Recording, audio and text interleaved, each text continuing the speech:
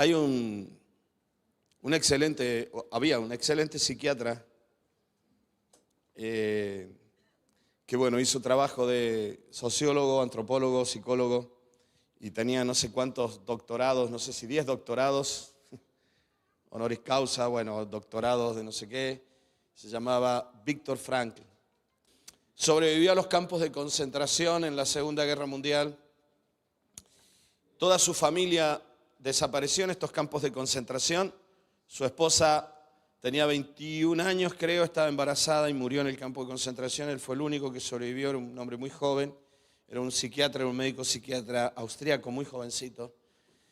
Y tenía todas las papeletas para ser un hombre rencoroso, amargado. Y en un estudio que él desarrolló de campo, en los campos de concentración, analizando la conducta de las personas que estaban retenidas en estos campos, en el campo donde él estaba, se dio cuenta que todas las personas que tenían un propósito, una esperanza en la vida, tenían más posibilidades de sobrevivir que aquellos que no tenían un propósito, que no tenían ninguna esperanza. De hecho, todos aquellos que sabían que algún familiar había sobrevivido a la persecución nazi, tenían más posibilidades de sobrevivir o hacían un esfuerzo por sobrevivir que aquellos que pensaban que toda su familia había desaparecido. Él escribió un libro con todos estos estudios que se llama El hombre en la búsqueda del propósito.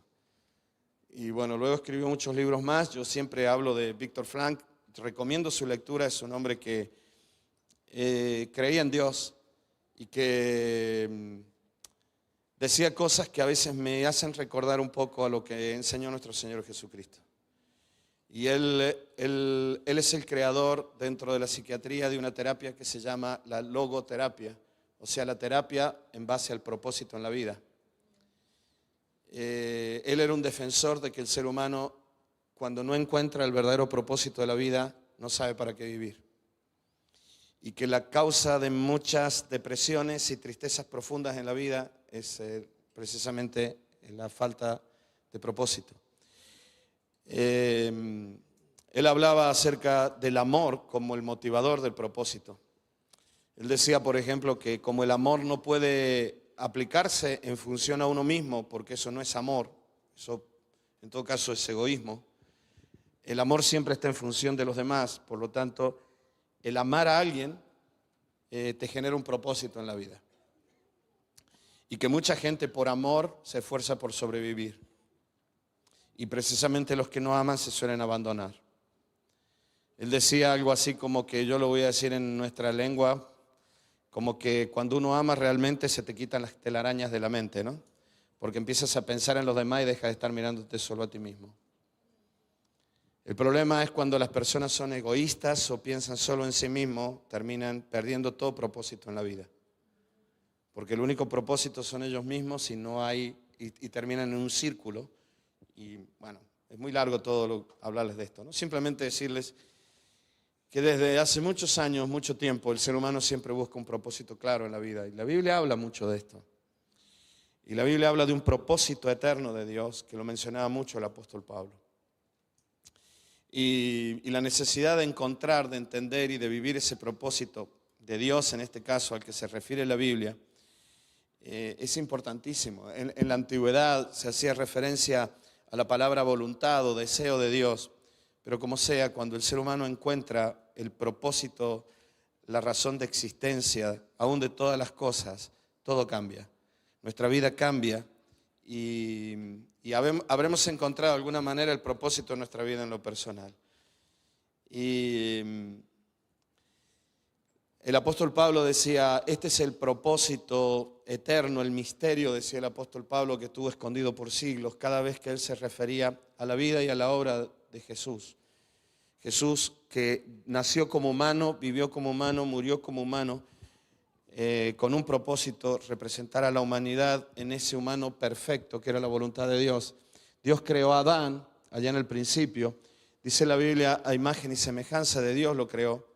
O sea, Dios creó a la humanidad, pero el relato bíblico de Génesis muestra que Adán, o la humanidad en general, nunca cumplió con ese propósito que Dios quería. Y el propósito era que el ser humano estuviera en una comunión profunda, en una unidad profunda con Dios.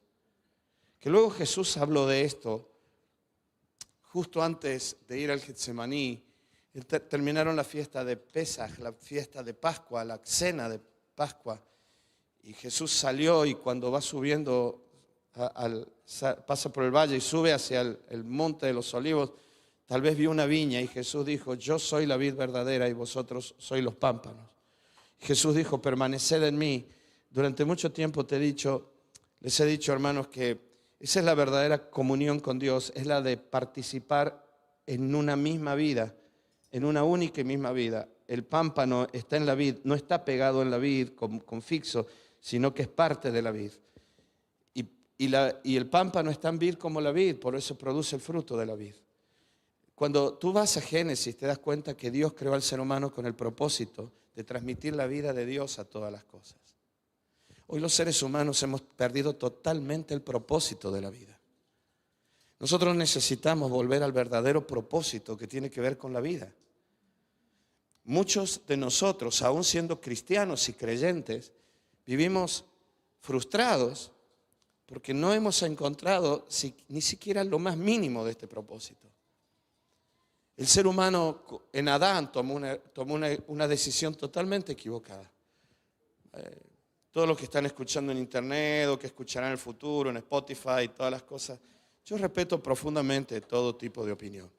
Tal vez hay alguien que dice, bueno, Dios no creó a un ser humano y a una mujer, a un hombre y a una mujer. El hombre evolucionó y Génesis se refiere a la humanidad en general. A esta altura, ahora mismo, no es para mí tema de discusión y me da lo mismo. Lo único que quiero transmitirte hoy es decirte que Dios creó al ser humano, da lo mismo si fue Adán en un individuo o si fue la humanidad en general, con un propósito, y es transmitir la vida del cielo, la vida de Dios a toda la creación. Nunca lo hizo a eso el ser humano. Por eso te estaba diciendo esto. Adán nunca cumplió con esto. Adán deseó ser Dios en sí mismo. La Biblia relata que Satanás engañó a Adán diciéndole, con que Dios te ha dicho esto, no le hagas caso porque Dios no quiere que seas como Él. Dios no estaba hablando de un ser humano que sea como Él o no sea como Él, sino de un ser humano que luego lo desarrollaría Pedro, el discípulo, el apóstol, en la segunda carta de Pedro.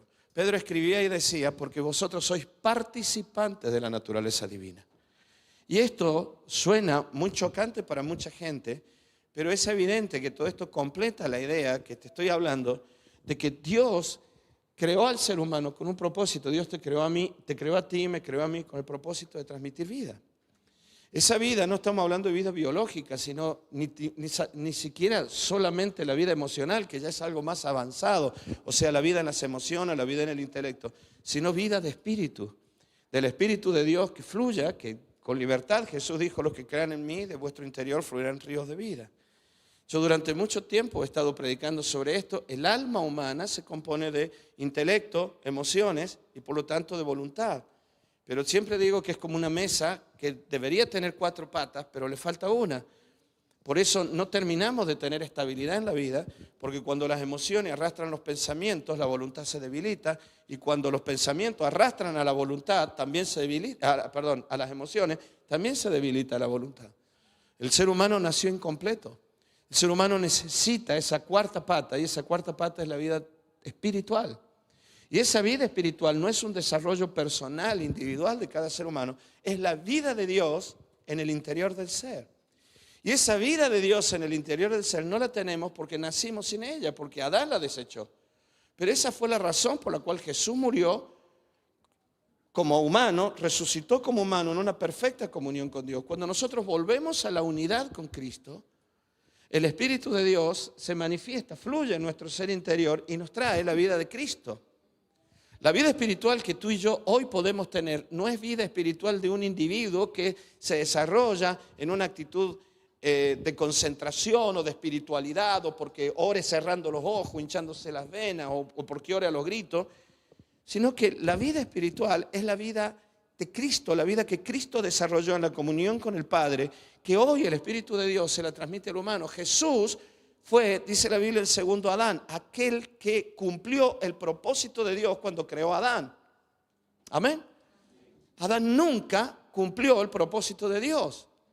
Por eso cuando nosotros nos movemos en la naturaleza humana, sin contemplar, sin obedecer, sin sujetarnos, vuelvo a la palabra, sin contemplar siquiera cuál es el propósito de Dios para mi vida, me estoy moviendo como un Adán simplemente, solo en emociones, intelecto, voluntad, dependiendo de ello, y un cuerpo físico que sufre las enfermedades del alma. Te abro un paréntesis. Nunca te olvides de esto ni lo ignores. El cuerpo te habla lo que el alma no puede. ¿Lo vas a recordar? El cuerpo habla lo que el alma no puede hablar. Muchos de los dolores que tenemos en nuestros cuerpos suelen ser dolores del alma reflejados en nuestros cuerpos.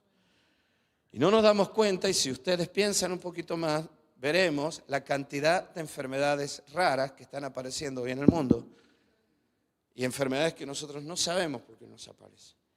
Pero volvemos a esto. Dios tenía un propósito. Génesis capítulo 1, versículo 26 dice: entonces dijo Dios, hagamos al hombre a nuestra imagen. Pero nunca la cumplió, solo Jesús la cumplió. La Biblia dice que Jesús fue el único humano que, siendo 100% Dios, en su condición humana, en el momento en que Él estaba en la tierra y no hizo uso de la divinidad, en su condición, en su naturaleza humana, en su alma humana, porque Él tenía emociones, Él tenía intelecto, Él tenía voluntad, fue el único que, dice la Biblia, fue la imagen visible del Dios invisible. La gente en Él veía al Dios que hablaba la ley de Moisés y que hablaban los profetas. Cuando Él vino, la gente se sanaba, la gente era liberada, aún la naturaleza le obedecía. Y más adelante el apóstol Pablo decía que en Jesús Dios reconcilió consigo no solo al ser humano, sino todas las cosas. Como que, no es el como que, sino que es que en Cristo Jesús se cumplió el propósito de Dios para el ser humano. Es la transmisión de la vida. Yo no sé cuántos de los que están aquí, creo que todos, deseamos transmitirle vida pura, vida de Dios a nuestras familias, a nuestros amigos. Yo, si tú me dijeras que es lo más importante que pude haberle dado a mis hijas, no fue solo educación. Ellas estudiaron, mis 3 hijas tienen carrera. Yo no tuve dinero para pagarle esas carreras. Les enseñé a esforzarse, les enseñé a trabajar. Ellas trabajaban y estudiaban y así sacaron sus carreras y hoy tienen lo que tienen, porque se esforzaron. El Estado no les dio nada, ni tampoco pretendemos que los estados nos den algo, porque eso es otra cosa. Esos estados destruyen la capacidad de esfuerzo y de producción del ser humano. Yo creo que Dios creó al ser humano con la capacidad suficiente para tener vida y transmitir vida. Y no estar pidiendo que le den, que le den, que le den. Pero eso es otra cosa. No quiero meterme en la política. Simplemente deciros que no pude enseñar. Lili y yo, lo único que hicimos fue enseñarle esas cosas. Pero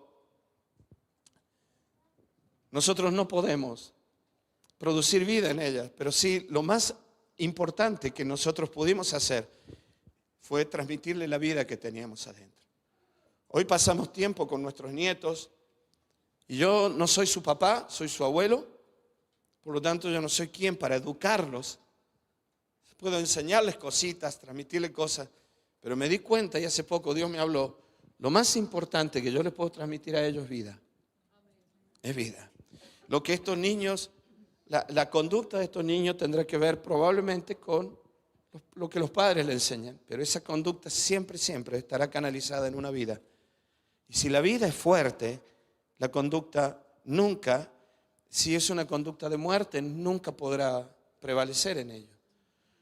Lo más importante que yo puedo transmitir es la vida. Yo necesito estar vivo y necesito que la vida fluya en mi interior.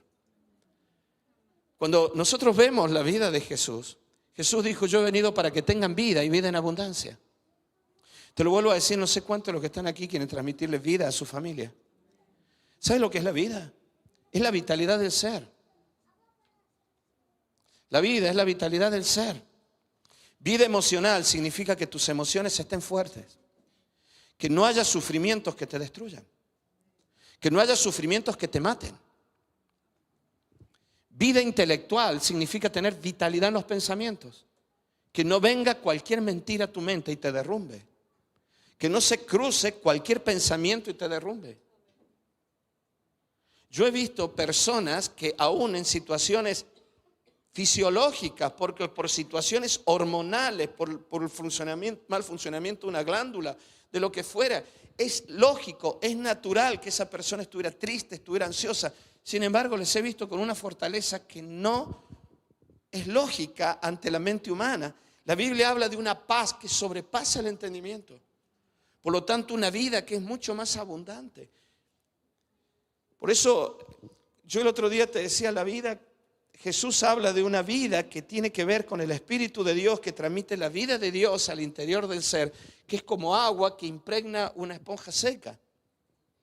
Y al fin y al cabo esa esponja terminará mojando todo lo que encuentre.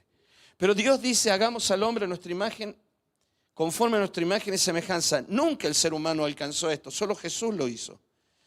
Y dice, y señoré en los peces del mar, en las aves de los cielos, en las bestias de la tierra y en todo animal que se arrastra sobre la tierra. Y creó al hombre a su imagen, imagen de Dios lo creó, varón y hembra los creó. Y los bendijo Dios y dijo, miren esto, fructificad y multiplicaos, llenad la tierra, sojuzgadla, señoread en los peces del mar, en las aves de los cielos y en todas las bestias que se mueven sobre la tierra. Y dijo Dios, he aquí os he dado toda planta que da semilla, que está sobre toda la tierra, y todo árbol en el que hay fruto, que da semilla, os serán para comer.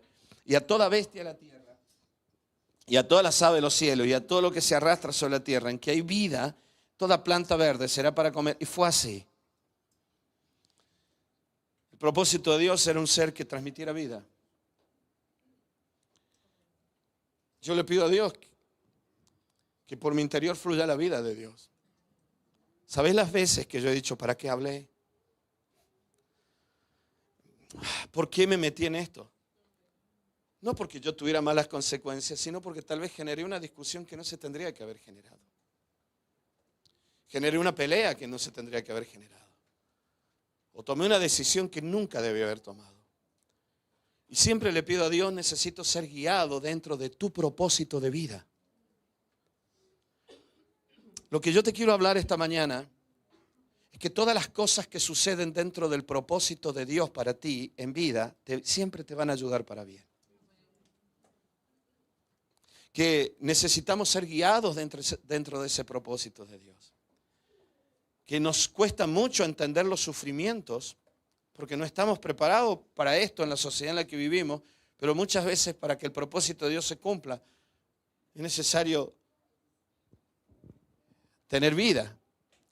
Y Jesús habló de un río de vida y Jesús dijo, Jesús dijo, todos los que tengan sed, vengan a mí y beban. Y dijo, y de su interior fluirán ríos de vida. La sed es una carencia, es una deshidratación, es el síntoma de una deshidratación. Por lo tanto, una persona que tiene sed es porque está carente de sales minerales. En otras palabras, Jesús lo que estaba diciendo, que todos los que reconocen que son carentes de vida, cuando acuden a Él para recibir vida, no solamente tienen vida para sí, sino que se transforman en río de vida para otros. Y esta incongruencia aparente en la existencia, en la vida, es precisamente lo que bendice tu familia. Yo le pido a Dios que cuando mis hijas vengan a casa, al hablar conmigo, al estar conmigo, con su madre, ellas salgan llenas de vida. Y si había algún pensamiento, alguna idea, algún sentimiento que las estaba matando, sea transformado por la vida que fluye en nosotros. Creo que es el deseo de todos los que estamos aquí. Los chicos adolescentes tienen compañeros que están deprimidos seguramente. Te enterarás de adolescentes que se suicidan. ¿Cómo es posible que un chico que tiene ganas de vivir termine perdiendo esas ganas hasta el punto de suicidarse? Evidentemente vivimos en una sociedad que está muy mal, que ha sacado a Dios de la sociedad y hoy está pagando las consecuencias. Una sociedad europea totalmente orgullosa diciendo esto es una tontería, es una locura, pero mira las consecuencias que tenemos. Cómo es manipulada por cualquier político que suelta cualquier barbaridad y genera una violencia tremenda. Si no tenemos a veces ni siquiera criterio para darnos cuenta dónde está el bien y dónde está el mal. Y nos enfadamos con Dios. Por eso necesitamos esta vida. El Salmo 138, el rey David decía, si anduviere yo, mira lo que dice aquí, versículo 7, si anduviere yo en medio de la angustia, tú me vivificarás. Contra la ira de mis enemigos extenderás tu mano y me salvará tu diestra. Y el versículo 8 dice, Jehová cumplirá su propósito en mí. Dios tiene un propósito para toda la humanidad y dentro de ese propósito cada uno de nosotros encontraremos nuestro propósito. Nosotros a veces estamos preguntando cuál es la voluntad de Dios para mi vida, pero esto es como un avión, ¿no? Ese avión que va al destino que tú quieres ir es un avión para todos los pasajeros. Lo importante es que tú primero encuentres cuál es la puerta de embarque, te subas al avión y cuando estés dentro del avión entonces vas a encontrar el asiento que es el tuyo. Nosotros a veces queremos saber cuál es la voluntad de Dios para mi vida, pero ni siquiera entendemos cuál es el propósito de Dios para el ser humano. Vamos a aviones equivocados buscando el asiento para nosotros. Y lo que necesitamos es entender cuál es el propósito de Dios para el ser humano. Jehová cumplirá ese propósito en mí, decía David. Yo quiero que Dios cumpla su propósito de vida y para vida en mí. No de muerte, no de destrucción. Tu misericordia, oh Jehová, es para siempre. Y mira lo que dice aquí, no desampararás la obra de tu mano. David está hablando de la armonía en el ser humano, la obra de tu mano, de una criatura que es el ser humano, que entra, transita, vive y al fin cumple el propósito de vida para el que fue creado. Tú me creaste para esto, soy tu criatura y te pido, Dios, que cumplas tu propósito de vida en mí. Yo nací en este tiempo y tú en el tuyo. Nunca te quejes por esto. Yo tuve 20 años también. Tuve 20 años en el siglo pasado. Bueno, para la época en que tuve que tener los 20 años. Yo tuve 24 años en el siglo pasado y conocí una chica de 20, bueno, conocí muchas, pero me quedé con esta. Conocí una chica que también tenía 24 años. Mira, bueno, esta tarde tendremos una charla, me parece. Bueno, era necesario. Teníamos 24 años en el mismo tiempo. Nacimos para ese tiempo. Nunca te quejes, soy viejo, soy joven. Lo que realmente necesitamos es saber si estamos en el propósito de Dios para la época en la que estamos viviendo. Si naciste hoy, porque Dios tiene un propósito de vida en el cual tú estás. Es un avión que va a salir. Y mi avión ya salió.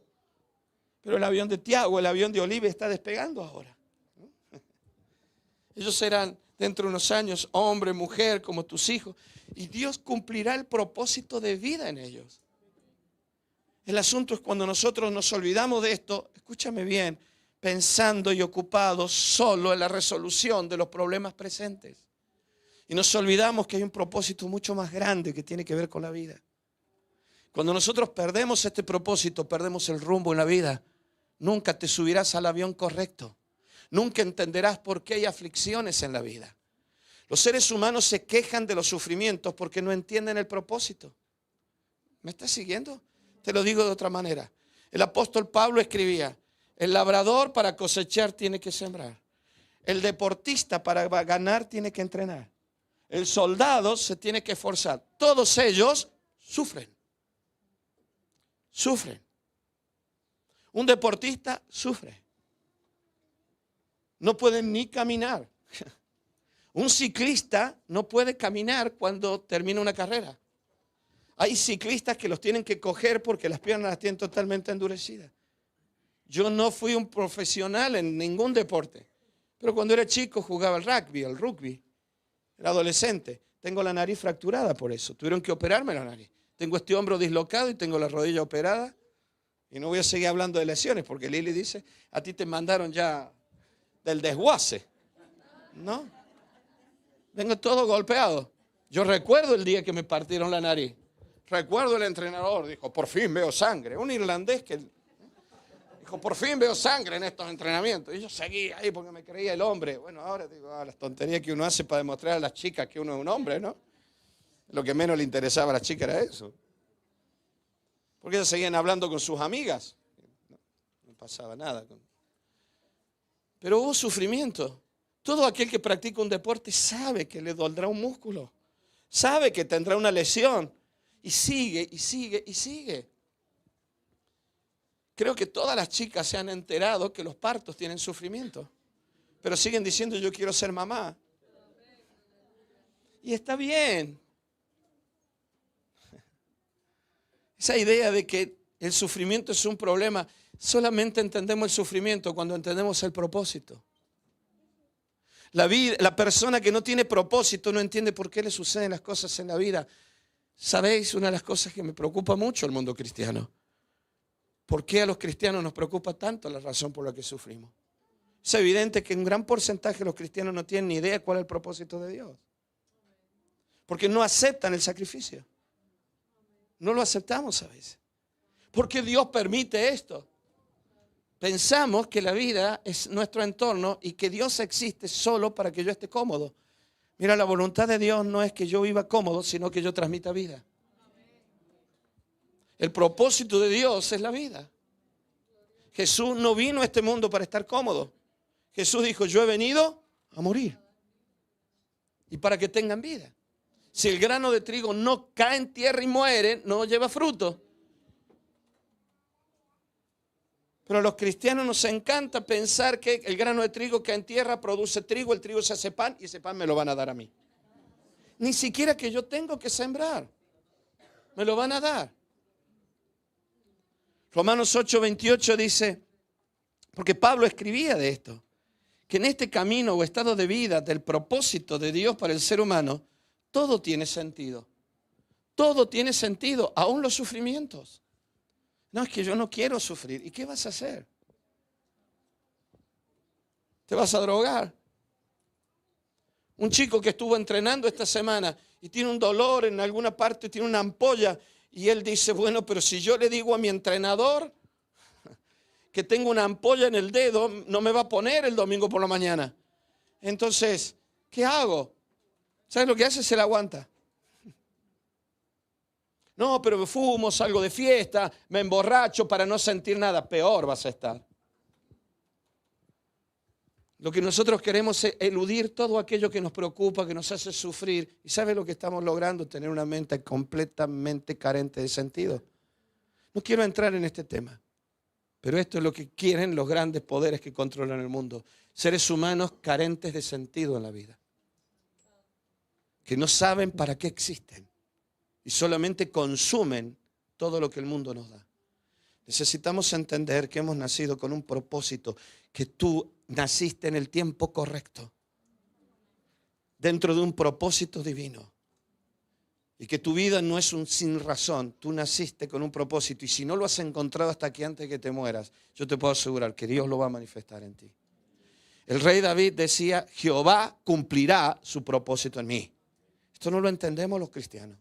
Nosotros queremos que Jehová cumpla sus promesas en nosotros. Jehová cumplirá lo que me dijo, Jehová me dará lo que yo le pedí. No, David decía, Dios cumplirá su propósito. Usará mi vida para cumplir su propósito. Como mamá, como papá, como hombre, como pastor.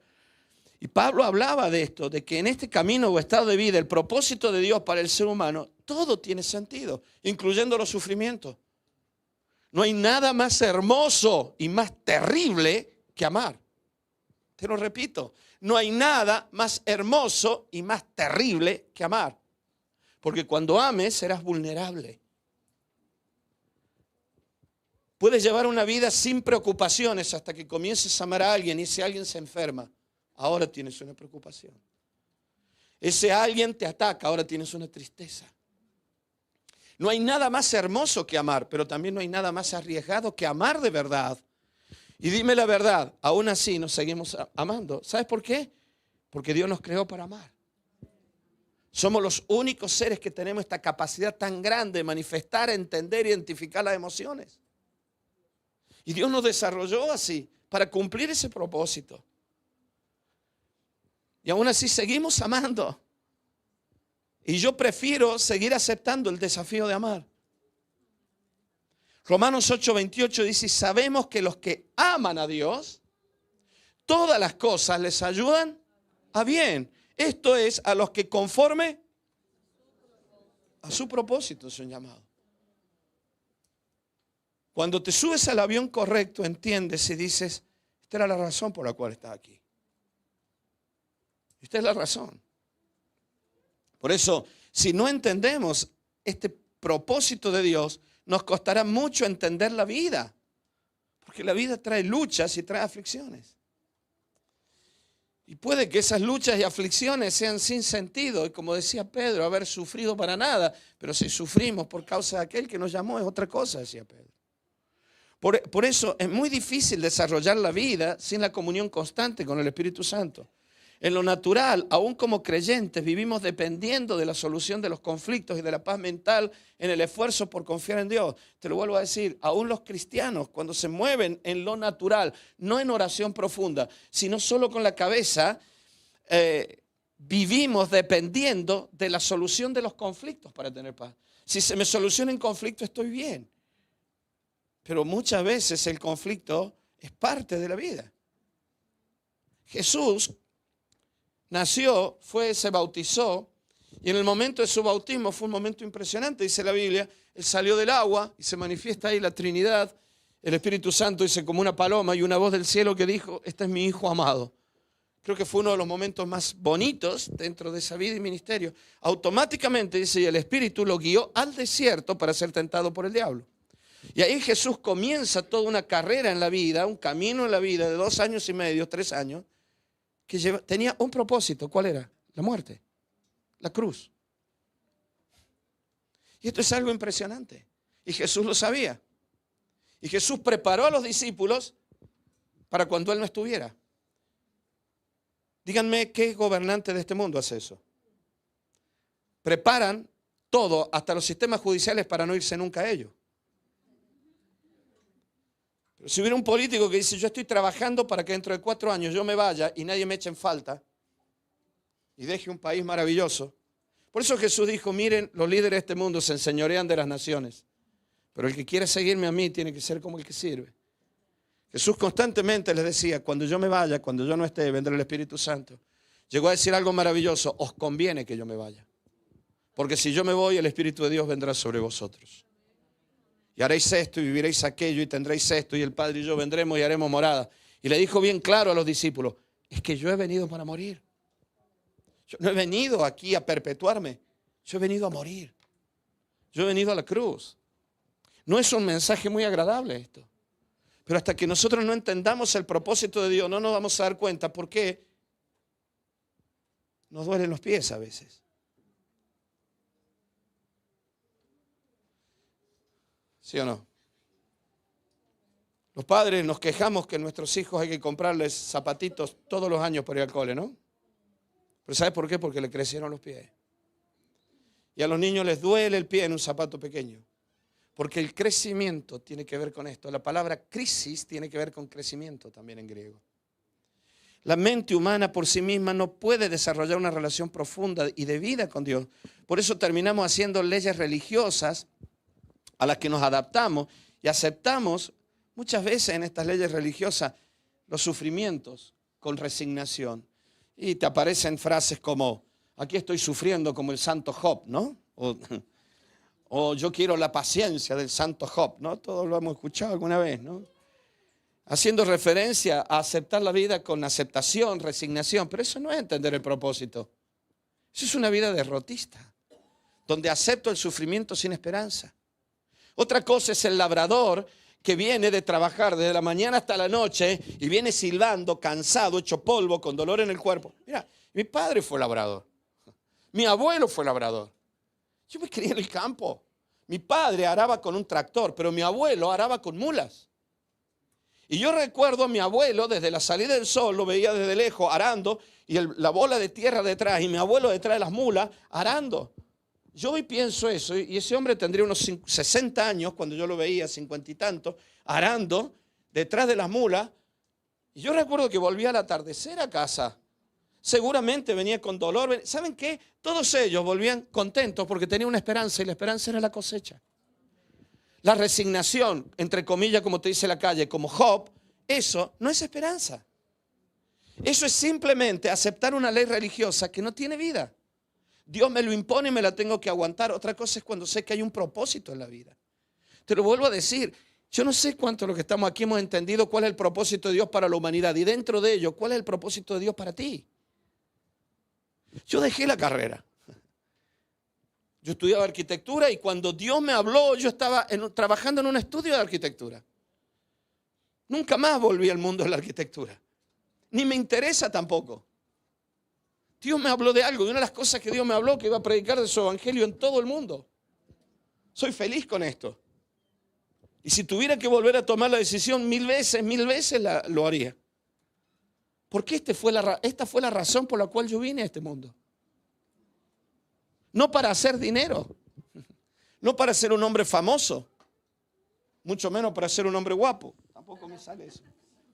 Por eso, cuando se habla de Job, por ejemplo, Job nunca se resignó. Job ni se apartó enfadado con Dios. Job fue transformado en su ser interior para entender que había un propósito. Él al final del libro de Job dice, con mis oídos te había oído, mas ahora mis ojos te ven. Tan necio era yo que no entendía. Ahora entiendo que hay un propósito en todo. Hay una razón de ser. Que las cosas no pasaron por casualidad. Aún los errores que hemos cometido. Dios los usó con un propósito. Nosotros vemos nuestra vida como un fracaso, pero cuando entramos en ese propósito de Dios, aún los fracasos del pasado son usados por Dios para bendición y vida. Y aprendiste y viviste cosas que tú dices, ahora me ayudan a enseñarle a otros. Cuando nosotros volvemos al propósito de Dios, no hay otra palabra más que vida. Dios creó al ser humano en Adán con un propósito. La humanidad lo desechó, pero la misma humanidad en Cristo Jesús retomó el plan. Y nosotros hoy estamos en Cristo. Redención significa haber sido rescatado con un propósito también. Por eso la vida cristiana es un milagro. Es la vida del Espíritu en nosotros. La vida cristiana no se puede fabricar, no se puede impostar, no se puede imitar. Por eso mucha gente quiere vivir como cristiano y termina imitándola y lo único que hace es fabricar religiones legalistas. Lo que se puede, lo que se debe, lo que no se debe, lo que hay que hacer, cómo se debe tomar, qué no se debe tomar, cómo se debe vestir, qué no se debe vestir. Pero no hay propósito en ello. Hay simplemente condicionamiento social o condicionamiento religioso. Pero todas estas cosas no tienen poder ni ante las tentaciones de pecado que nos llevan al pecado, ni tienen poder contra la muerte del alma. Cuando vino una depresión, vino una tristeza, nosotros mismos nos condenamos diciendo es que yo no fui un buen cristiano y por eso Dios está permitiendo este dolor. Te lo vuelvo a decir, la religión sin vida y sin propósito, que aún puede ser de alguien que está en centro familiar cristiano y no ha entrado en la comunión profunda del Espíritu, donde el Espíritu le revela que hay un propósito de vida, nos puede llevar precisamente a esto, a sentirnos fracasados, que porque yo no he sido un buen cristiano, estoy viviendo lo que estoy viviendo. O sea, yo no pagué lo que tenía que pagar, hoy estoy pagando con la vida lo que ayer no pagué. No sé si me entiendes en lo que estoy diciendo. Por eso, no importa lo que nosotros hagamos en religiosidad o en filosofía. El apóstol Pablo le hablaba a la iglesia de Colosa que estaba influenciada por el gnosticismo, lo que hoy sería en nuestro presente la nueva era, una mezcla de filosofías de todo tipo. Y Pablo decía, todo esto es muy bonito, todo esto es muy lindo, todo esto lleva sacrificio del cuerpo, hablar de cosas espirituales, pero no tienen poder contra las cosas, contra los apetitos de la carne y los sufrimientos del alma. Cuando viene una tristeza, no hay filosofía que la pueda frenar. Y puede que tú y yo hayamos pasado tristezas, pero hay tristezas que no quiero ni nombrarlas. Yo conozco una persona que quiero mucho de nuestra iglesia que ha sepultado a 2 hijos ya. A 2 hijos. Sepultó a su marido y sepultó una hija y un hijo. Y yo a veces la veo a ella y la abrazo simplemente para decirle que la quiero mucho. Yo no puedo ni imaginarme el sufrimiento que ella habrá llevado. Porque sepultó a un hijo y luego se encontró otra vez con la misma noticia. Cuando intentas borrarla del alma. Otra vez el dolor, otra vez el sufrimiento. Sinceramente, si no tenemos la vida de Cristo en el alma, es muy difícil mantenernos firmes ante sufrimientos semejantes. Pablo decía, ten mucho cuidado porque todas estas cosas son muy bonitas. Sí, te habla vamos a pensar en el presente, vamos a hacer esto, vamos a hacer aquello, vamos a meditar. Todo está muy bien, pero cuando vienen los grandes sufrimientos en la vida, no hay vida que pueda frenar tanta muerte. Pablo en Romanos escribía, y te voy a decir algo más, mi hermano, mira, sin irme por la rama, no podemos hacer frente a esos sufrimientos, al contrario, saben que esto nos va a hacer pensar siempre que la vida es injusta y que Dios es injusto. Miles de cristianos hemos luchado contra el concepto de Dios es injusto. ¿Por qué me pasa esto, Señor? ¿Por qué a tal persona le va de esta manera y por qué a mí me va de esta otra? No sé si lo estás entendiendo a esto. Cuando yo fui a casarme, fui a un sastre que me hiciera un traje, ¿no? Entonces el sastre empezó a medirme, estaba Lili ahí al lado, empezó a toquetearme el sastre. Entonces en un momento me dice, me toca la cadera. Me dice, oye, ¿tú juegas al rugby? Y le dije, no, ya no, pero antes sí. Y me dijo, sí se nota. Y le dije, ¿por qué? ¿Cómo que se nota? Y me dijo, porque tienes la cadera más ancha de lo normal. Porque cuando una persona desde adolescente o de niño ha practicado este deporte, la cadera se abre por el ejercicio, por el esfuerzo. Y yo comencé a pensar aquellos ejercicios que me hacían hacer de fuerza en las piernas desde que era un niño y me transformaron el cuerpo. Yo llevo una señal de por vida de algo que hice cuando era un adolescente. Todo tenía una razón y todo tiene una razón de ser. Una estructura ósea para soportar determinados esfuerzos que para desarrollarla padecía algunos sufrimientos. Pero en aquel tiempo esos sufrimientos se hacían con alegría porque me divertían. Nosotros no entendemos la vida porque no entendemos el propósito de la vida. Hoy el ser humano está desprovisto de propósito y perdonadme la sinceridad, probablemente muchos de vosotros estáis sufriendo porque no habéis encontrado el verdadero propósito de vuestra vida. Y creemos en Dios. Pero a veces nos preguntamos, ¿por qué se me ensancha la cadera? ¿O por qué me duele tanto este ejercicio físico? ¿Por qué el entrenador me hace hacer estas cosas? Hijo, para que cuando seas más grande tengas la cadera más ancha y cuando venga un golpe grande no te haga daño. Puedas tener las piernas más distribuida la fuerza para que todo el esfuerzo que viene sobre el cuerpo se distribuya bien, entonces no se afecta a la espalda. Yo hoy lo veo, juego con mis niños, mis nietos ahí atrás, se me suben los dos para la alabanza.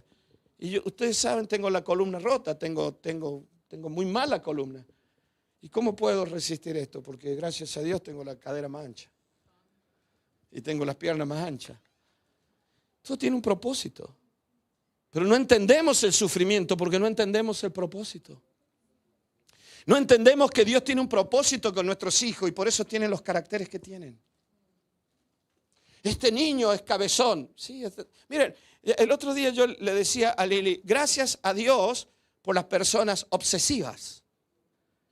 Yo conozco aquí en esta iglesia, los he analizado, de verdad os lo digo, perdonadme la sinceridad, tengo unos cuantos obsesivos aquí, Tengo unos cuantos obsesivos. Yo le dije a Lili hace poco, tal persona es obsesiva.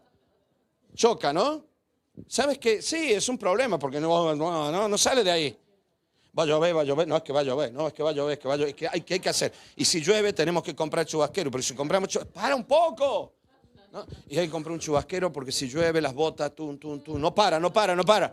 Pues pon un obsesivo a administrar la economía y te va a llevar las cuentas perfectas.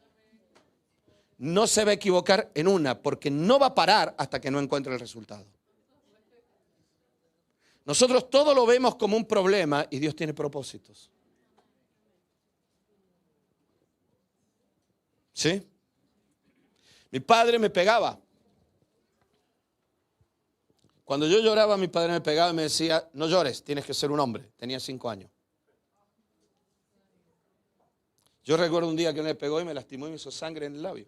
¡Puc! No llores. Le pegaba a mi madre, hacía cosas que eran feas. Mi madre siempre decía, Dani, pórtate bien, que si viene papá y se enfada, ya sabe lo que vendrá. ¿Saben lo que sucedió?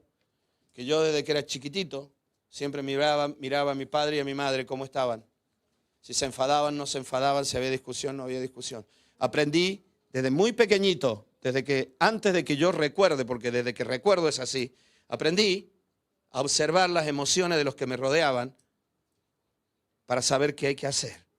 ¿Saben en qué ha producido eso? Que hoy Dios ha permitido aquel sufrimiento para que hoy tenga una gran capacidad en la comunicación emocional. Y puedo percibir las emociones de la gente. Y tú me dirás, pero Dani, es horrible. Sí, yo puedo pensar que la vida fue injusta, pero si yo veo el propósito, digo, gracias, Señor. Al fin y al cabo, aún aquello que sucedió y fue doloroso, tú lo transformaste y lo usaste para vida en el propósito de vida. No entendemos la vida hasta que no entendamos el propósito de la vida. Hoy desafío a todo el que está escuchando con todo mi respeto a pedirle a Dios que le revele todo esto del propósito de Dios para la humanidad y el propósito de Dios para ti. Y dile, no digas, Señor, quiero saber. No, simplemente, ¿qué decía el rey David? Enséñame a hacer tu voluntad. Que tu buen espíritu me guíe. Revélame, Señor, constantemente. Guíame en tu propósito divino. Por eso, te decía, Pablo en Romanos escribía que cuando vivíamos o éramos guiados por el Espíritu en las aflicciones o conflictos, éramos más que vencedores. O sea que no solamente sobreviviríamos, que venceríamos, sino que seríamos más que vencedor. Yo no sé qué significa para ti más que vencedor. Muchas veces yo he pensado en esto cuando está por terminar la liga y el Granada tiene que salvar la categoría, ¿no? Entonces empiezas a contar la cantidad de goles que hiciste en cada partido. No solamente los partidos que ganaste, sino que si metiste más goles. Porque, ¿qué pasa? Que si dos equipos están igualados en la tabla, aquel que tiene más goles en su haber que goles en contra, pues va a estar encima. Por lo tanto, ahí te das cuenta que es importante ser más que vencedor. No solamente ganar, sino meter todos los goles que se puedan. Porque no solamente te estás llevando para algo presente, sino que es algo que va a ser para otros o para ti en el futuro. Y ser más que vencedor significa pasar por la vida con una ganancia que va a perdurar en el tiempo. Y esto es impresionante porque Pablo dice, si estamos dispuestos a padecer con Él, más en todas estas cosas, decía Pablo, somos más que vencedores. O sea, no solamente va a pasar este momento. Hoy, Señor, quiero que este momento pase pronto. Amén. Pero ¿sabes qué? El fruto de este momento va a perdurar en el tiempo. Y va a producir mucha vida en el futuro. Por eso necesitamos la vida en comunión profunda con el Espíritu.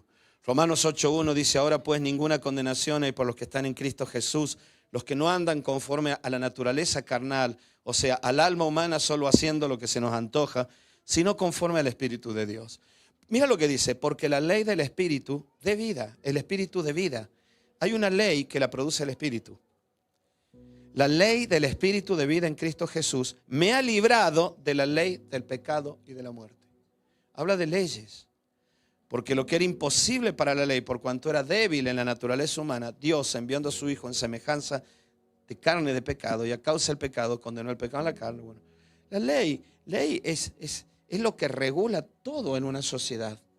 La ley es un código de mandamientos, de derechos, que regula la conducta de una sociedad. ¿Me sigues?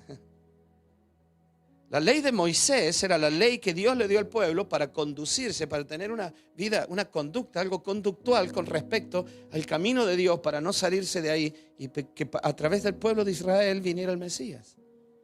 La ley era, esta es la conducta. O sea, ley es todo aquello que condiciona tu conducta. ¿Sabes lo que está diciendo Pablo? Hay dos leyes. Hay una ley que al fin y al cabo no tiene poder y te va a llevar a la muerte. Porque te va a condicionar la vida a la tristeza, a la desesperación, al abandono. Pero hay una ley, decía Pablo, que va a condicionar tu vida a la vida. Y esa ley es la ley que produce el Espíritu dentro de nuestro ser. Por medio de Cristo, la ley del Espíritu de vida nos ha librado, decía. Por eso necesitamos que la vida espiritual de Cristo, como hemos venido hablando en todas estas reuniones anteriores, inunde todo nuestro ser. Yo necesito la vida de Cristo en mí. Yo necesito la vida del Espíritu en mí. Porque la ley solamente tiene que ver con la obediencia. Y la obediencia tiene que ver con la voluntad. Y la voluntad está condicionada por los pensamientos y las emociones. Por lo tanto, si mis emociones y mis pensamientos están alterados, me va a costar muchísimo cumplir con la ley voluntariamente. Por eso yo necesito una vida extra en mi ser. Porque aún en la ley moral de ser un buen marido, un marido fiel, un hombre fiel a mi mujer, o un padre fiel a mis hijos, o un hombre sincero, que un amigo me pregunte algo y le diga, sí, tienes toda la razón, yo me equivoqué. Yo no puedo vivir solo con la ley basada en mi alma, porque mis emociones y mis pensamientos tarde o temprano harán que mi voluntad me arrastre para cualquier lado. Yo necesito aquella ley que viene de parte del Espíritu de Dios con abundancia de vida, sabiendo que pase lo que pase, todo tiene un propósito en mi vida. Por eso el ser humano en lo natural nunca dará la talla ante Dios. Naturalmente tú y yo nunca vamos a dar la talla. Todos los cristianos, cuando nos miramos en lo natural, sabremos que no somos buenos cristianos. Todos los cristianos sabremos que no damos la talla ante Dios.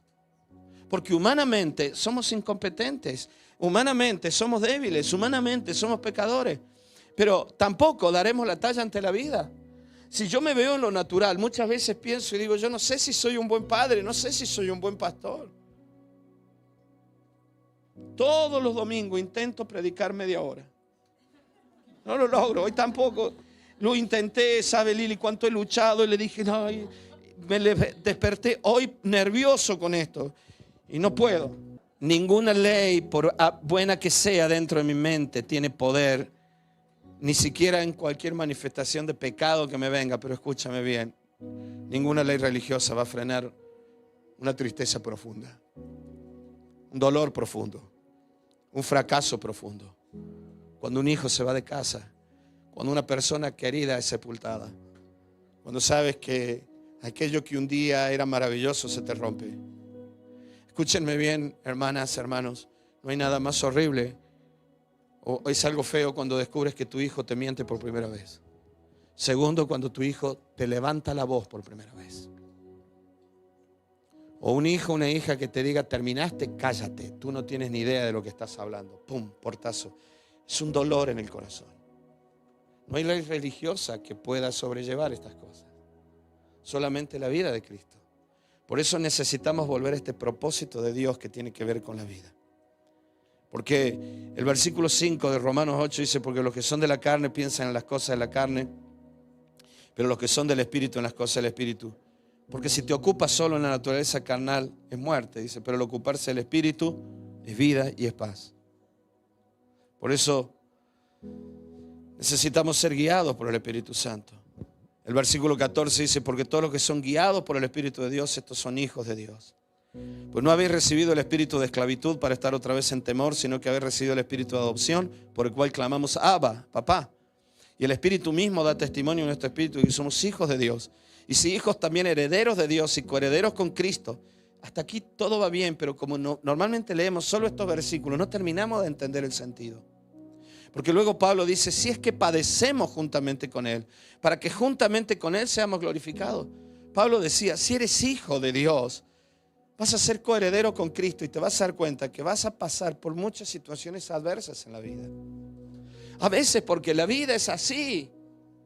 A veces porque es necesario que haya frío, que nieve, que haga calor. Tú no lo vas a evitar a eso.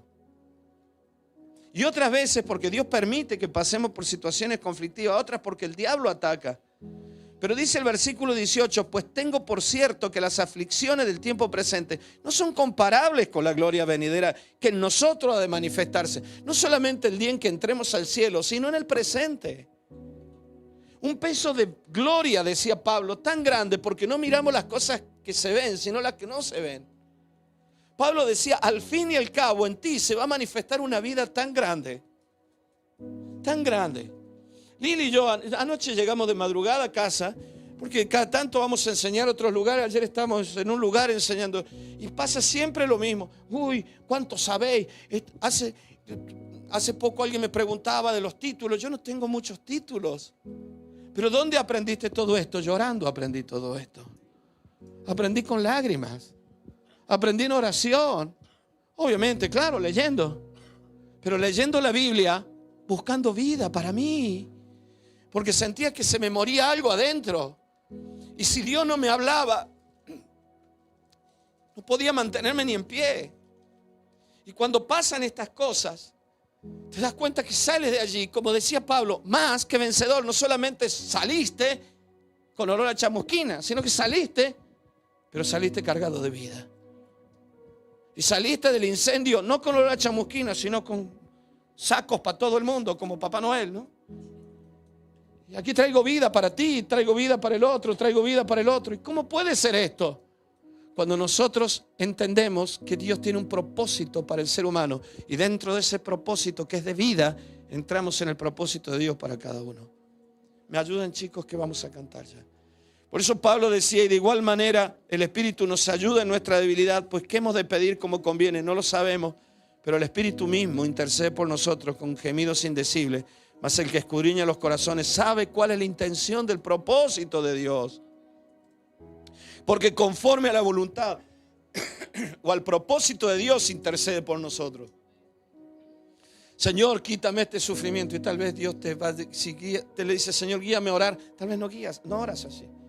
Tal vez termines orando diciendo, Señor, fortaléceme hasta que pase esta situación. Yo he aprendido algo en la vida. Yo clamo por milagros como que el milagro va a suceder esta tarde. Pero dispongo mi corazón para batallar, sufrir y permanecer como si el milagro no llegara nunca. Y le pido a Dios fortaleza por si el milagro no llega hoy y al mismo tiempo fe para pensar que el milagro puede llegar hoy. Pero sea como sea, yo necesito ser fortalecido por esto. Y sabemos que los que aman a Dios, todas las cosas le ayudan para bien. Esto es lo que conforme a su propósito son llamados. Por eso necesitamos ser guiados por el Espíritu Santo. Y esto siempre será dentro de un propósito divino. Así que necesitamos ver la vida desde la revelación de Dios y no desde la naturaleza humana. Dios tiene un propósito en todo esto. Aún en el conflicto que pasó es parte de una vida. No digo que Dios lo produjo, Dios no lo produjo, la discusión aquella. Lo cierto es que dentro del propósito de Dios, Dios va a usar esta situación para que yo crezca y sea edificado. En el Salmo 143 David decía el versículo 1, Jehová, oye mi oración, escucha mis ruegos, respóndeme por tu verdad, por tu justicia. Hermanos, tenemos que aprender a orar con los salmos también. Te lo vuelvo a leer. David en un momento de sufrimiento dice, oh Jehová, oye mi oración, escucha mis ruegos, respóndeme por tu verdad y respóndeme por tu justicia. Pero en el versículo 10 dice, enséñame a hacer tu voluntad, porque tú eres mi Dios. Tu buen espíritu me guíe, el Espíritu intercede por nosotros a tierra de rectitud. Por tu nombre, oh Jehová, que dice ahí, me vivificarás. En el conflicto me darás vida. Por tu justicia sacarás mi alma de la angustia. Y por tu misericordia disiparás a mis enemigos y destruirás a todos. El alma independiente de Dios, rebelde con Dios, solamente busca lo satisfactorio, busca lo momentáneo, busca que el Señor nos resuelva las cosas. Por eso le decía, hermanos, tengamos cuidado en los grupos de oración, que no se transformen en grupos de terapia y de autoayuda. Vienes al grupo de oración para sentirte bien e irte bien. Eso es un error. No, busco a Dios para estar bien. No, yo busco a Dios para tener vida. Busco a Dios para tener vida. Yo quiero casarme para no tener más problemas. What? ¿Ah? La mujer que dice, si yo me caso nunca más tendré ni un dolor físico ni un dolor en el alma. Y nos seguimos casando y seguimos teniendo hijos y los hijos son una bendición. Pero hay batalla, hay conflicto. ¿Y por qué decimos que por encima del conflicto está la bendición? Porque hay un propósito en todo eso. Por eso el concepto dentro de ese propósito de Dios es integral. Pero bueno, no quiero ya hablarte de esto. Solamente decirte una cosa. Versículo Lucas 22:40 dice que Jesús va a orar y cuando llegó a aquel lugar les dijo, orad para que no entréis en tentación. Y él se apartó de ellos a distancia de un tiro de piedra y puesto de rodillas oró diciendo, Padre, si quieres pasa de mí esta copa, pero no se haga mi voluntad sino la tuya. Y se le apareció un ángel del cielo para fortalecerle. Muchos cristianos nunca experimentan la fortaleza del poder del reino de los cielos en sus vidas porque no entienden el propósito de Dios. Y lejos de orar para que se cumpla la voluntad de Dios, están orando porque se pelean con Dios. Yo aprendí algo en el último tiempo.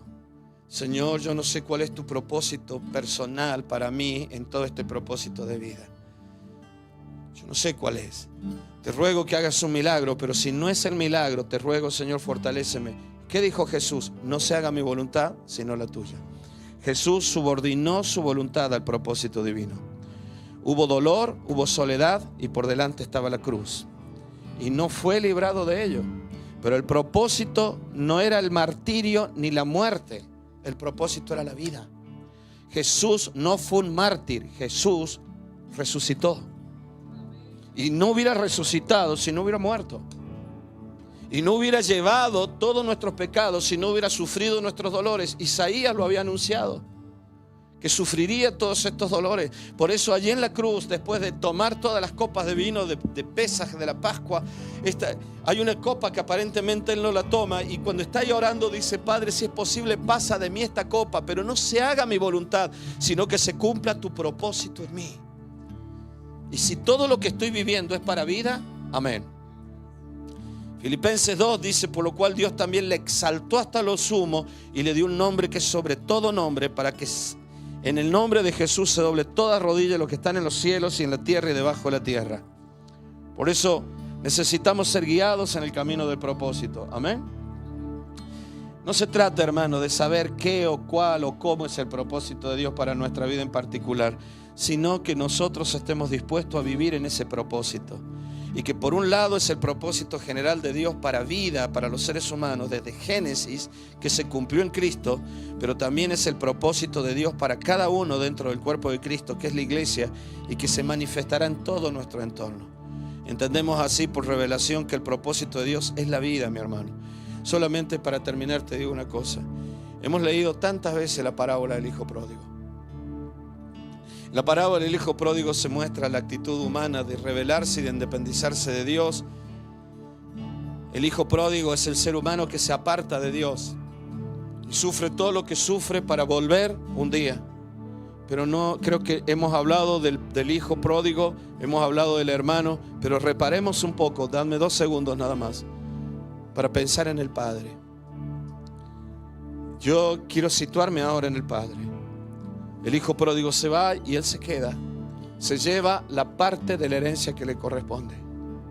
Sin embargo, cuando vuelve, el padre sale, lo abraza, lo ama, le restituye la condición de hijo y le dice: tienes herencia. O sea que desde que el hijo se fue hasta que volvió, el padre no se empobreció. Volvió a crecer en riqueza para tener herencia para el hermano que estaba allí y para el rebelde que ahora volvía. Se había enriquecido tanto que el rebelde que lo perdió todo, ahora el padre con su vida le había recuperado todo lo que el otro había perdido. ¿Me está siguiendo? El padre siguió amando, no hay rencor, no hay amargura. El padre muestra la imagen de nuestro Padre Celestial. Y Dios nos ha llamado a ser como Él. Jesús un día dijo: sed misericordioso como vuestro Padre es misericordioso. Esto no se entiende, hermano, si no es solo a través de la vida de Cristo en nuestra vida. Por eso vemos al padre que no se debilita en la espera. La parábola del hijo pródigo muestra un padre que no se debilita en la espera. ¿Cuántos de los que están aquí se han debilitado en la espera de un milagro? Y a veces crece la queja, crece el desánimo, que no se empobrece, que no se murió en el intento, sino que creció en riqueza y fortaleza para cuando el hijo llegó. Por eso hay una enseñanza directa en esta parábola. Pero si pienso en lo que es el propósito de Dios para mí, es que sea como el padre de la parábola, que transmita, porque yo ya volví a Cristo. Yo fui hijo pródigo y he vuelto. Pero ahora, ¿qué me queda a mí? No ser como el hermano, pero necesito el corazón del Padre. Señor, que en la espera mi corazón no se debilite. La espera por un hijo que te odia es una espera dolorosa, que no se puede sostener a menos que sea a través de la vida y el entendimiento de que Dios tiene un propósito de vida en todo esto. Por eso Dios quiere que transmitamos la imagen del Padre. Jesús le dijo a los discípulos en la parábola de la vid: permaneced en mí y yo en vosotros, porque separados de mí nada podéis hacer. Entonces, cuando deseamos estar en el propósito de vida, todo colabora para el fruto de vida. No se trata de ser liberado de los problemas, sino que Dios transforme todo para vida dentro de este propósito. Amén. Gloria a Dios. La queja no nos permite ver el propósito. Amén. No nos permite ver el propósito. Charlamos mucho con Caro, que está en Singapur. A fin de año termina su parte del contrato y vuelve a Europa. Pasó un año en Singapur.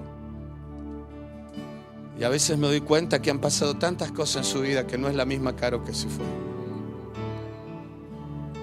¿Por qué tanto tiempo de soledad, tanta distancia, tanta lejanía? Dios tiene un propósito.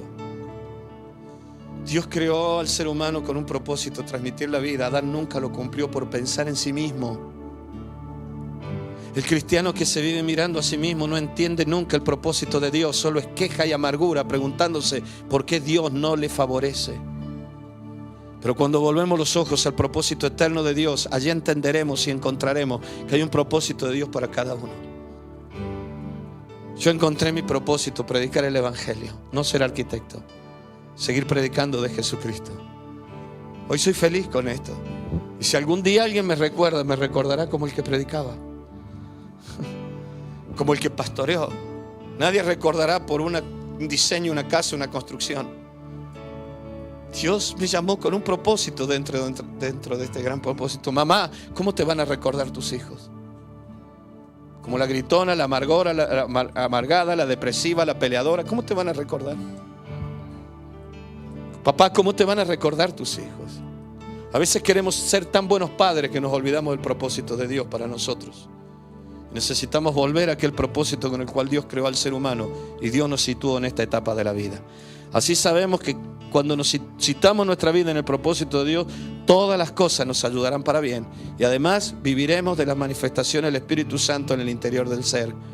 Como por ejemplo la revelación de la paternidad de Dios. Vamos a orar. Querido Padre, te damos gracias por tu gran amor y tu gran misericordia. Gracias por este momento, Señor. Gracias porque tú tienes un propósito de vida y para vida. Gracias, Señor, porque tú creaste al ser humano con un propósito. Y en ese propósito, Señor, estamos nosotros. Yo te ruego, Señor, que tu Espíritu Santo revele a esta iglesia, a todas las personas que están escuchando, que no estamos aquí por casualidad. Que este grupo humano que se reúne en este lugar, nacimos en una etapa y hemos convivido y hemos sido contemporáneos porque hay un propósito en ti. Porque hubo un propósito al crear a los seres humanos que se cumplió en Cristo Jesús. Y hoy, Señor, nosotros tenemos un propósito en este momento. Yo te ruego que tu Espíritu Santo nos ayude a ver la vida conforme al propósito. Hago mía la oración de tu siervo David y te pido, Señor, enséñame a hacer tu voluntad. Que tu buen Espíritu nos guíe constantemente. Enséñanos, Señor amado, a cumplir este propósito maravilloso. Enséñanos a ver aún las aflicciones y los sufrimientos como situaciones que tú has permitido para formar el alma en medio de los conflictos de la vida, para que cumplamos tu propósito. Querido Señor, hasta que llegue el milagro, nosotros te damos gracias aún por la situación que estamos viviendo. Te ruego que mi hermano y mi hermana en esta mañana, y te ruego por mi vida, Señor, exista ese mismo espíritu que se manifiesta en la parábola del hijo pródigo. Te ruego por los que están esperando, por la salvación de alguien, por una sanidad. Los que están esperando y el tiempo se prolonga, se hace tan largo una situación con los hijos, situaciones familiares, que no se debiliten en la espera, sino que crezcan en la vida. Así como en la parábola del hijo pródigo, Señor, tú muestras a un padre que volvió a estar tan rico como al principio, que amaba más que al principio, que no había heridas, sino que era una vida totalmente sana y estable. Yo te ruego, Señor, en la parábola del hijo pródigo se muestra un padre más que vencedor. No solamente esperó vivo a volver a ver a su hijo, sino que cuando el hijo volvió tenía para darle. Por eso te ruego, Señor, en el nombre de Jesús de Nazaret, que los que estamos en este lugar en los momentos de conflicto, de sufrimiento, entendamos que ese propósito es el propósito que tú trajiste para nosotros y con él nos diseñaste. Que aún así, Señor, aún en los conflictos somos más que vencedores. Somos más que vencedores, y que todo lo que sucede a los que aman a Dios conforme a tu propósito, todo ayuda para bien. En el nombre de Jesús llevamos ahora cada lágrima que mi pueblo ha derramado, Señor, como iglesia. Cada lágrima que mi hermana, mi hermano ha derramado como padre o como madre. Señor, las llevamos a tu propósito. Tu palabra dice que guardas nuestras lágrimas en tu redoma. O sea, Señor, que esas lágrimas son recordadas por un propósito. No vinieron porque sí. No fueron lágrimas simplemente porque el diablo se enseñoreó de nosotros, sino que todo tuvo un propósito. Hoy llevamos nuestra vida, Señor, a que se cumpla en nosotros ese propósito de vida, en el nombre precioso y poderoso de nuestro Señor Jesucristo. Amén y amén. Gracias, Señor.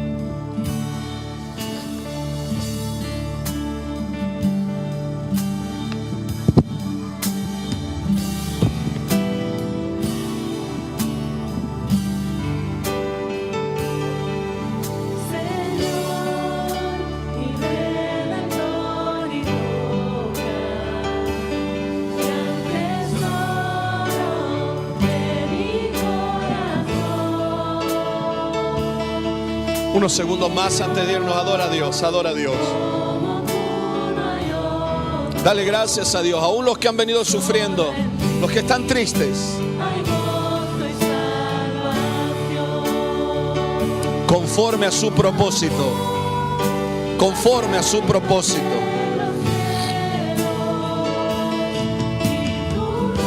El ser humano no nació para vivir para sí mismo, sino para ser una proyección de Dios hacia todo lo creado, participante de la naturaleza divina. Mi necesidad. Gracias, Señor. ¿Cuántos pueden darle gracias a Dios aún en los momentos de aflicción? Creer, Señor, yo soy más que vencedor en todo lo que está sucediendo.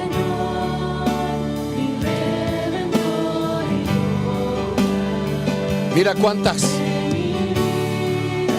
emociones, pensamientos que no colaboran al propósito de vida. Eso es carne. Eso es carne que te debilita. ¿Por qué no le dices a Dios ahora: Señor, quita este pensamiento de mí? Yo renuncio a estas emociones. Renuncio a este enfado, a esta envidia. Renuncio a esta tristeza, a esta nostalgia, porque es tristeza por mí mismo,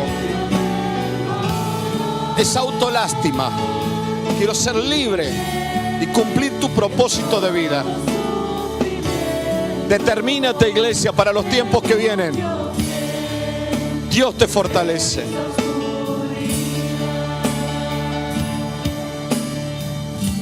Gracias, Señor. Él es tu roca. Amén.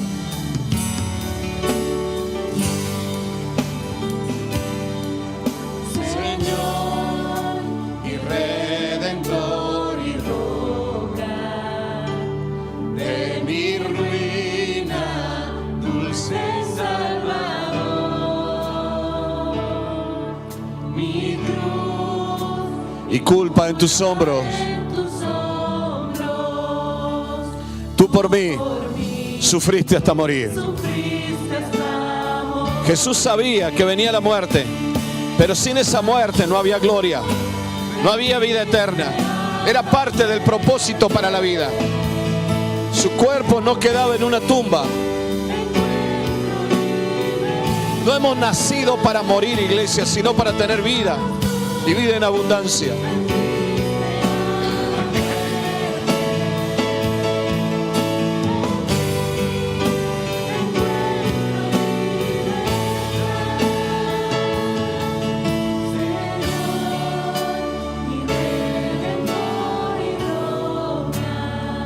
Quiero vivir. Dilo con todo tu corazón. Mis días para ti.